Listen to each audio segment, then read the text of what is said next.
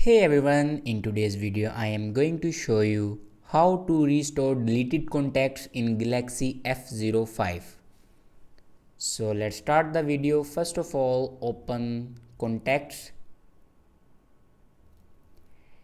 and on top you can see the menu icon.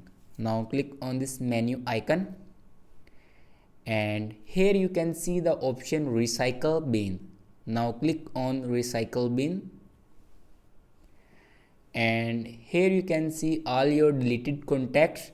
If you want to restore your deleted contacts, then simply click on edit and select your contacts you want to restore, and here you can see the option restore all.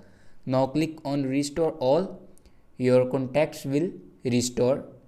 So this is the way to restore deleted contacts in Galaxy F05. I hope this video is helpful for you. Thanks for watching.